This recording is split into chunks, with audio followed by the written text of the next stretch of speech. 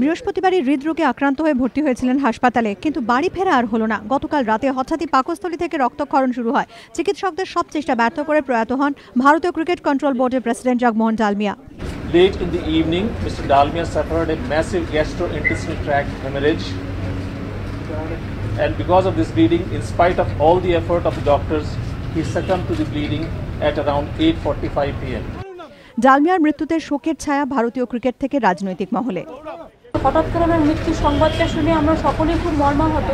তবে জগমোহন ডালমিয়া ক্রিকেটে এমন একটা ব্যক্তিত্ব যিনি সারা জীবন ক্রিকেটটাকে নিজের জীবনের থেকেও বেশি ভালোবাসতেন। डालमिया जी इस देश के करोड़ों लोगों के लिए नजरों में एक ऐसे क्रिकेट एडमिनिस्ट्रेटर थे जिन्होंने भारत की क्रिकेट को दुनिया भर में लाकर खड़ा किया, भारत की क्रिकेट में एक बदलाव लेकर आए। We are shocked to know about the sudden demise of Mr. Jagmohan Dalmia.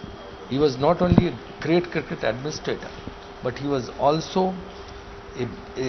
a biggest reformer as far as world cricket and Indian cricket is concerned.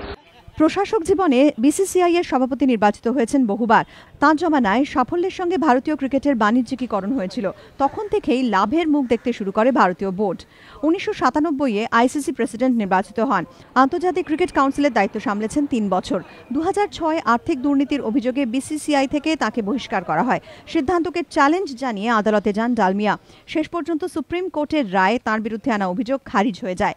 CAB প্রেসিডেন্টের পদে আসীন ছিলেন দীর্ঘদিন। ভারতীয় বোর্ডের কন্ট্রোল রুমে ততদিনে শ্রীনি জমানা, যার পতন ঘটালো আইপিএল ফিক্সিং কাণ্ড। সুপ্রিম কোর্টের নির্দেশে শেষ পর্যন্ত প্রেসিডেন্ট পদ ছাড়তেই হলো নারায়ণ স্বামী শ্রীনিবাসনকে। 2013-র জুনে বোর্ডের অন্তর্বর্তী প্রেসিডেন্ট হিসেবে দায়িত্ব নেন ডালমিয়া, আর এবছরই বোর্ড প্রেসিডেন্ট হিসেবে প্রত্যাবর্তন। কিন্তু তারপর গতকাল ভারতীয় ক্রিকেটে ডালমিয়া জমানার অবসান। গতকাল রাতে হাসপাতাল থেকে আলিপুরের বাড়িতে নিয়ে আসা হয় তাঁর দেহ। আজ দুপুর 1টা থেকে বিকেল 3টে পর্যন্ত সিএবিতে রাখা থাকবে তাঁর দেহ। এরপর রাষ্ট্রীয় মর্যাদায় তাঁর শেষকৃত্য সম্পন্ন হবে।